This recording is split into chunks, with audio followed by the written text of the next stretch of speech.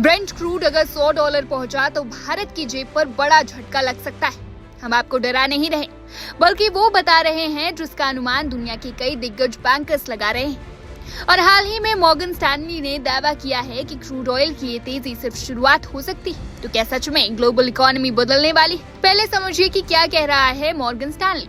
Morgan Stanley ने Brent crude को लेकर अपना फोरकास्ट तेजी से बढ़ाया है। बैंक के अनुसार मिडिल ईस्ट से सप्लाई की रिकवरी उम्मीद से धीमी है, इन्वेंट्रीज घट रही है और ऑयल मार्केट में डेफिसिट कम से कम Q4 2026 और Q1 2027 तक बना रह सकता है। इसी वजह से मॉर्गन स्टैनली ने Q4 2026 में ब्रेंट क्रूड के $100 प्रति बैरल तक पहुंचने का अनुमान लगाया।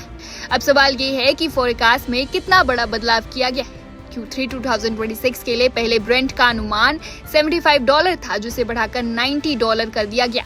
Q4 2026 के लिए $75 का अनुमान अब बढ़ाकर $100 कर दिया गया। Q1 2027 के लिए फोरकास्ट $75 से बढ़ाकर $95 किया गया और Q2 2027 के लिए $75 से बढ़ाकर $90 कर दिया गया। यानी सिर्फ एक क्वार्टर का अपग्रेड नहीं, मॉर्गन स्टैनली ने लगातार 4 क्वार्टर्स के लिए अपने फोरकास्ट को बढ़ाया है। इससे संकेत मिलता है कि बैंक इसे सिर्फ टेम्पररी प्राइस स्पाइक नहीं मान रहा, बल्कि लंबे समय तक चलने वाली सप्लाई टाइटनेस के तौर पर देख रहा है। अब सबसे बड़ा सवाल है कि ऑयल सप्लाई की रिकवरी आखिर धीमी क्यों हो रही है। सबसे पहले बात मिडिल ईस्ट एक्सपोर्ट्स की। मॉर्गन स्टैनली का अनुमान है कि मिडिल ईस्ट सप्लाई रिकवरी अब 2027 के काफी हिस्से तक खिंच सकती है। पहले मार्केट को उम्मीद थी कि डिस्ट्रप्टेड सप्लाई जल्दी वापस आ जाएगी, लेकिन एक्सपोर्ट्स और शिपिंग फ्लोज में सुधार उम्मीद की गई गति से नहीं हुआ है। दूसरा बड़ा रिस्क है straight of Hormuz. US Iran peace talks में गतिरोध के बाद स्ट्रेट ऑफ हॉर्मुज से ऑयल शिपमेंट्स पर दबाव बढ़ा है। ये रूट ग्लोबल ऑयल सप्लाई का लगभग 1/5 हिस्सा संभालता है, इसलिए अगर यहाँ लंबे समय तक डिस्ट्रप्शन रहता है तो ग्लोबल ऑयल प्राइसेस पर बड़ा असर पड़ सकता है। पिछले सप्ताह ब्रेंट और WTI दोनों में 5% से ज्यादा की तेजी भी देखी गई। तीसरा बड़ा संकेत है ऑयल ऑन वाटर में तेजी गिरावट। ऑयल ऑन वाटर का मतलब है समुद्र में ट्रांजिट कर रहा ऑयल। उपलब्ध रिपोर्ट के अनुसार 13 जुलाई के बाद समुद्र में मौजूद ऑयल लगभग 168 मिलियन बैरल्स कम हुआ है। इसका मतलब है कि फ्लोटिंग सप्लाई बफर घट रहा है और जब मार्केट में तुरंत उपलब्ध क्रूड कम होता है तो बायर्स को तत्काल सप्लाई के लिए ज्यादा कीमत चुकानी पड़ सकती है। चौथा संकेत ऑनशोर इन्वेंट्रीज से मिल रहा है। सिर्फ समुद्री इन्वेंट्रीज ही नहीं, बल्कि ऑनशोर स्टॉक पाइल्स में भी गिरावट बताई गई है। इसमें चाइना की इन्वेंट्रीज भी शामिल है। जब फ्लोटिंग और ऑनशोर दोनों इन्वेंट्रीज एक साथ घटती है तो मार्केट में अवेलेबल कुशन कम हो जाता है। अब इसका सीधा असर ऑयल मार्केट के डेफिसिट पर पड़ता है। मॉर्गन स्टैनली के अनुसार ऑयल मार्केट Q4 2026 में डेफिसिट में रह सकता है। Q1 2027 में भी सप्लाई डिमांड से कम रह सकती है और मिडिल ईस्ट सप्लाई रिकवरी 2027 तक चलने के कारण मार्केट टाइटनेस जल्दी खत्म नहीं होगी। अगर ये स्थिति जारी रहती है तो ट्रेडर्स को इन्वेंट्रीज रीबिल्ड करने के लिए हायर प्राइसेस की जरूरत पड़ सकती है। लेकिन यहाँ एक बात समझना जरूरी है, ये फोरकास्ट कुछ महत्वपूर्ण अजम्पशंस पर निर्भर करता है, खासकर स्ट्रेट ऑफ हॉर्मुज से शिपिंग, मिडिल ईस्ट एक्सपोर्ट्स और ग्लोबल ऑयल डिमांड पर।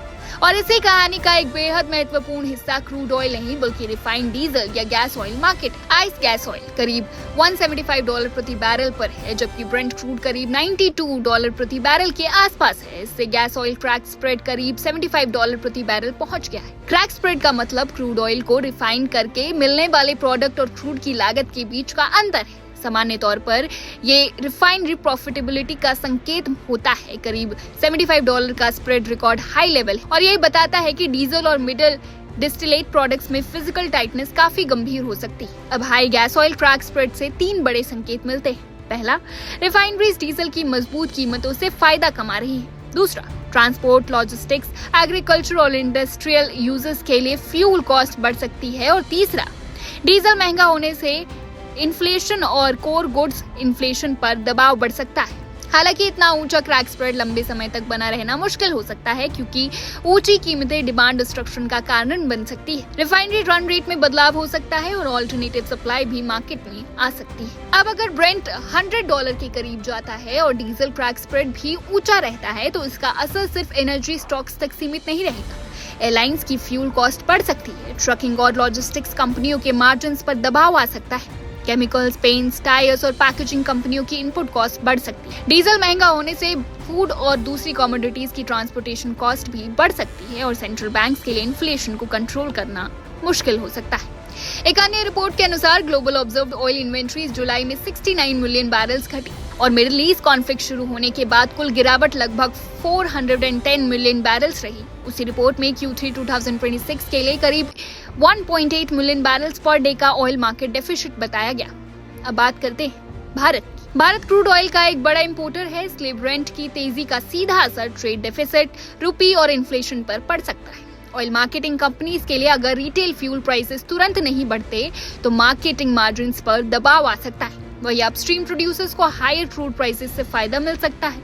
एविएशन सेक्टर में ETF कॉस्ट बढ़ने से मार्जिन्स पर प्रेशर आ सकता है। पेंट्स और केमिकल्स कंपनियों के लिए क्रूड डेरिवेटिव्स महंगे होने से इनपुट कॉस्ट प्रेशर बढ़ सकता है। टायर कंपनीज के लिए सिंथेटिक रबर और पेट्रोकेमिकल इनपुट्स महंगे हो सकते हैं। लॉजिस्टिक कंपनीज के लिए ऑपरेटिंग कॉस्ट डीजल महंगा होने से बढ़ सकती है। फर्टिलाइजर कंपनीज पर नेचुरल गैस और एनर्जी कॉस्ट के कारण दबाव आ सकता है। वहीं रिन्यूएबल एनर्जी के लिए लंबे समय में इन्वेस्टमेंट केस को सपोर्ट मिल सकता है। लेकिन भारत के लिए सबसे बड़ा रिस्क तब होगा जब क्रूड महंगा होने के साथ रुपी भी कमजोर हो जाए। ब्रेंट में तेजी आती है और USD और INR भी कमजोर होता है तो डोमेस्टिक फ्यूल, फ्रेट और इंपोर्टेड रॉ मटेरियल्स पर प्रेशर और ज्यादा बढ़ सकता है। तो क्या मॉर्गन स्टैनली का $100 ब्रेंट फोरकास्ट तय? बिल्कुल नहीं, ये एक फोरकास्ट है, गारंटीड प्राइस टारगेट नहीं। कई ऐसी घटनाएं हैं जो ऑयल प्राइसेस को इस फोरकास्ट से नीचे ला सकती है। अगर स्ट्रेट ऑफ हॉर्मुज में शिपिंग जल्दी सामान्य हो जाती है तो सप्लाई प्रेशर कम हो सकता है। अगर US ईरान टॉक्स में कोई समझौता हो जाता है तो जियोपॉलिटिकल प्रीमियम घट सकता है और अगर मिडिल ईस्ट सप्लाई उम्मीद से तेज रिकवर करती है तो मार्केट टाइटनेस कम हो सकती है। अगर ग्लोबल इकोनॉमिक ग्रोथ कमजोर होती है तो ऑयल डिमांड पर दबाव आ सकता है।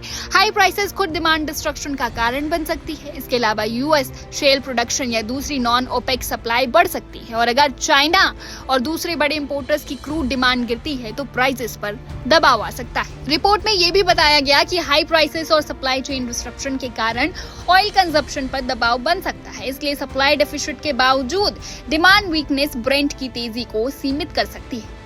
अगर हॉर्मुज डिस्ट्रप्शन और इन्वेंट्री डिक्लाइन जारी रहते हैं तो $100 ब्रेंट सिर्फ जियोपॉलिटिकल प्रीमियम नहीं रहेगा, ये फिजिकल सप्लाई डेफिसिट से सपोर्टेड लेवल भी बन सकता है।